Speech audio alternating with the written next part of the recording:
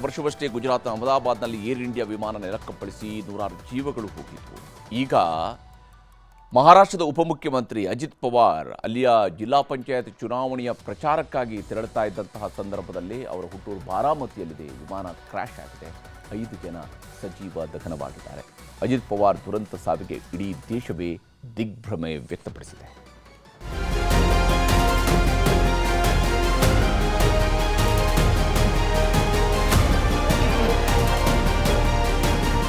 ಅಜಿತ್ ಅನಂತರಾವ್ ಪವಾರ್ ಮಹಾರಾಷ್ಟ್ರ ಸರ್ಕಾರದ ಉಪಮುಖ್ಯಮಂತ್ರಿ, ನ್ಯಾಷನಲಿಸ್ಟ್ ಕಾಂಗ್ರೆಸ್ ಪಕ್ಷದ ಮಹಾನಾಯಕ.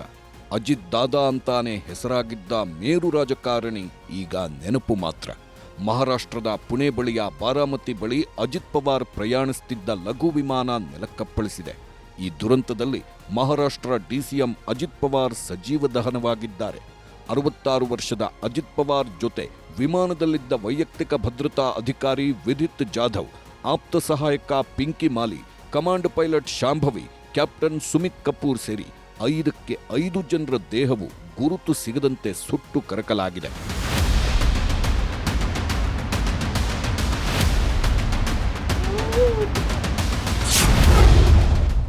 ವಿಮಾನ ಪತನಕ್ಕೂ ಮುನ್ನ ಆಗಿದ್ದೇನು?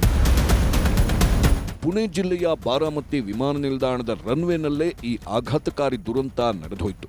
ಬೆಳಿಗ್ಗೆಯೇ ಮುಂಬೈನಿಂದ ಬಾರಾಮತಿ ಬರಲು ಅಜಿತ್ ಪವಾರ್ ಖಾಸಗಿ ಚಾರ್ಟರ್ ವಿಮಾನವನ್ನು ಹತ್ತಿದ್ರು. ಬೆಳಿಗ್ಗೆ 8:45 ಸಮಯಕ್ಕೆ ಬಾರಾಮತಿ ಏರ್ಪೋರ್ಟ್ನಲ್ಲಿ ವಿಮಾನ ಕೆಳಗಿಳಿಯುವಾಗ ಈ ಘಟನೆ ನಡೆದಿದೆ. ಪೈಲಟ್ ನಿಯಂತ್ರಣ ಕಳೆದುಕೊಂಡಿದ್ದರಿಂದ ವಿಮಾನ ಕ್ರ್ಯಾಶ್ ಲ್ಯಾಂಡಿಂಗ್ ಆಗಿದೆ. ವಿಮಾನ ನೆಲಕ್ಕಪ್ಪಳಿಸಿದಾಗ ಬೆಂಕಿ ಹೊತ್ಕೊಂಡು ವಿಮಾನ ಸ್ಫೋಟವಾಗಿ 5 ಸಜೀವ ದಹನವಾಗಿದ್ದಾರೆ. ವಿಮಾನ ನೆಲಕ್ಕಪ್ಪಳಿಸುವ ದೃಶ್ಯ ಏರ್ಪೋರ್ಟ್ ಸುತ್ತಲಿನ ಸಿಸಿಟಿವಿಯಲ್ಲೂ ಸೆರೆಯಾಗಿದೆ. ಕರ್ಮಭೂಮಿಯಲ್ಲೇ ಅಜಿತ್ ದುರ್ಮರಣ.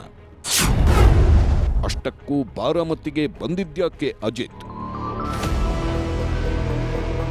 1991ರಿಂದಲೂ ಅಜಿತ್ ಪವಾರ್ಗೆ ಕರ್ಮಭೂಮಿ ಅಂದ್ರೆ ಅದು ಬಾರಾಮತಿ ಕ್ಷೇತ್ರ. 1991ರಿಂದ ಇಲ್ಲಿವರೆಗೂ ಅಜಿತ್ ಪವಾರ್ ಸೋಲಿಲ್ಲದ ಸರದಾರನಾಗಿ ಬಾರಾಮತಿ ಕ್ಷೇತ್ರದಲ್ಲಿ ಗೆದ್ದು ಬರ್ತಿದ್ರು. ಮುಂಬರುವ ಜಿಲ್ಲಾ ಪರಿಷತ್ ಚುನಾವಣೆಗಾಗಿ ಸಾರ್ವಜನಿಕ ರ್ಯಾಲಿಗಳಲ್ಲಿ ಭಾಗವಹಿಸಲು ಅಜಿತ್ ಪವಾರ್ ಮುಂಬೈನಿಂದ ಬಾರಾಮತಿಗೆ ಪ್ರಯಾಣಿಸಿದ್ರು. ಬಾರಾಮತಿಯಲ್ಲಿ ಅಜಿತ್ ಪವಾರ್ 4 ಕಾರ್ಯಕ್ರಮಗಳಲ್ಲಿ ಭಾಗವಹಿಸಬೇಕಿತ್ತು. ಆದರೆ ವಿಮಾನ ಲ್ಯಾಂಡಿಂಗ್ ವೇಳೆ ನಡೆದ ದುರ್ಘಟನೆಯಲ್ಲಿ ಅಜಿತ್ ಪವಾರ್ 8 ಬಾರಿ ಗೆದ್ದ ಬಾರಾಮತಿಯಲ್ಲೇ ಅಗ್ನಿಗೆ ಆಹುತಿಯಾಗಿ ಹೋದ್ರು.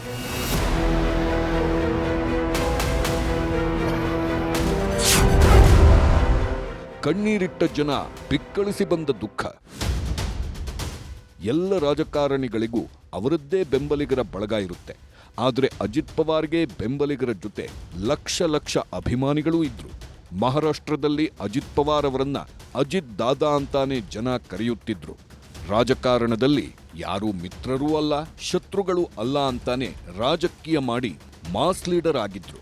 ಹೀಗಾಗಿನೇ ಅಜಿತ್ ಸಾವಿನ ಸುದ್ದಿ ಕೇಳಿ ಜನ ಬಿಕ್ಕಿ ಕಣ್ಣೀರಿಡುತ್ತಿದ್ದಾರೆ.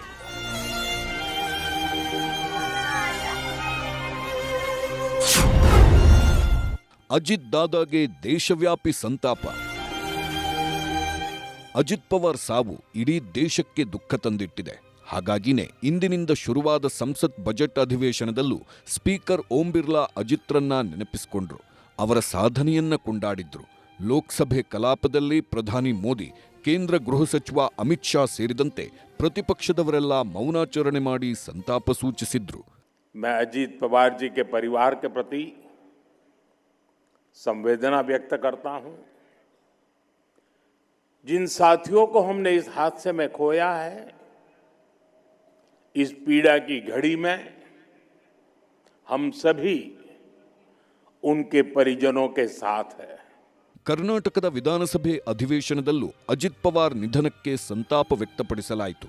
CM Siddaramaiah, DCM DK Shivakumar ಕೂಡ ವಿಮಾನ ಪತನದ ಸುದ್ದಿ ಕೇಳಿ ಆಘಾತಗೊಂಡರು.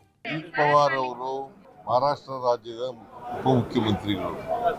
ಅವರು ವಿಮಾನ ದುರಂತಕ್ಕೆ ಈಡಾಗಿ ಸಾವನ್ನಪ್ಪಿದ್ದಾರೆ. ಇದು ಬಹಳ ನೋವಿನ ಸಂಗತಿ. ಬೆಳಗ್ಗೆ ಬಹಳ ಶಾಕಿಂಗ್ ನ್ಯೂಸು. ಒಬ್ಬ ಡೆಪ್ಟಿ ಚೀಫ್ ಮಿನಿಸ್ಟರ್ ಇವತ್ತು ಅವರು ನಮ್ಮಿಂದ ದೂರ ಆಗಿದ್ದಾರೆ. ಕರ್ಮಭೂಮಿಯಲ್ಲೇ ನಾಳೆ ಪವಾರ್ ಅಂತ್ಯಕ್ರಿಯೆ. ಅಜಿತ್ ಪವಾರ್ ಅವರ ಪಾರ್ಥಿವ ಶರೀರವನ್ನ ಬಾರಾಮತಿಯಲ್ಲಿರುವ ವಿದ್ಯಾ ಪ್ರತಿಷ್ಠಾನ ಮೈದಾನಕ್ಕೆ ಸ್ಥಳಾಂತರಿಸಲಾಗಿದೆ. ಅಲ್ಲೇ ಅಂತಿಮ ದರ್ಶನಕ್ಕೆ ವ್ಯವಸ್ಥೆ ಕಲ್ಪಿಸಲಾಗಿದೆ. ಅಂತಿಮ ದರ್ಶನಕ್ಕೆ ಬರುವ ಸಾರ್ವಜನಿಕರು ಗಣ್ಯರಿಗಾಗಿ ಪ್ರತ್ಯೇಕ ವ್ಯವಸ್ಥೆ ಮಾಡಲಾಗಿದೆ.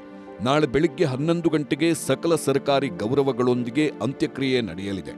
ಅಂತ್ಯಕ್ರಿಯೆಯಲ್ಲಿ ಪ್ರಧಾನಿ ನರೇಂದ್ರ ಮೋದಿ, ಕೇಂದ್ರ ಗೃಹ ಸಚಿವ ಅಮಿತ್ ಶಾ, ಕಾಂಗ್ರೆಸ್ ರಾಷ್ಟ್ರೀಯ ಅಧ್ಯಕ್ಷ ಮಲ್ಲಿಕಾರ್ಜುನ್ ಖರ್ಗೆ, ಲೋಕಸಭೆ ವಿಪಕ್ಷ ನಾಯಕ ರಾಹುಲ್ ಗಾಂಧಿ ಕೂಡ ಭಾಗಿಯಾಗೋ ಸಾಧ್ಯತೆ ಇದೆ.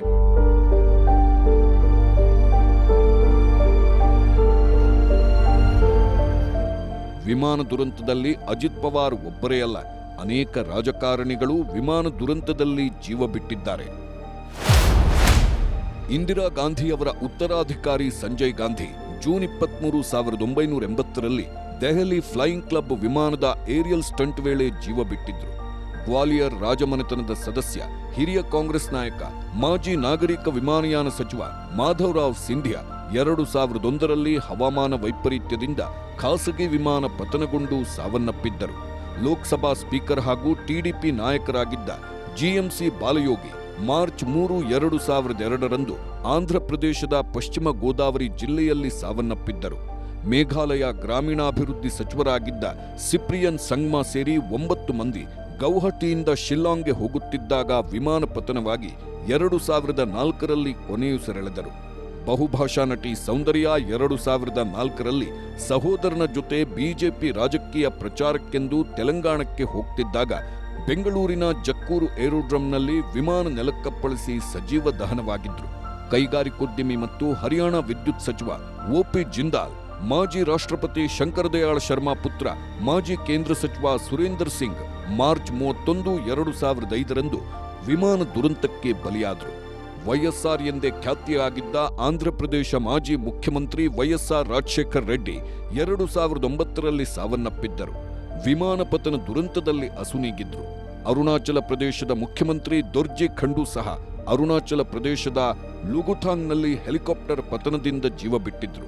ಕಳೆದ ವರ್ಷ ಅಹಮದಾಬಾದ್ನಲ್ಲಿ ನಡೆದ ಏರ್ ಇಂಡಿಯಾ ವಿಮಾನ ದುರಂತದಲ್ಲಿ 260ಕ್ಕೂ ಹೆಚ್ಚು ಜನರ ಜೊತೆ ಗುಜರಾತ್ ಮಾಜಿ ಸಿಎಂ ವಿಜಯ್ ರೂಪಾನಿ ಕೂಡ ಕೊನೆಯುಸಿರೆಳೆದಿದ್ರು.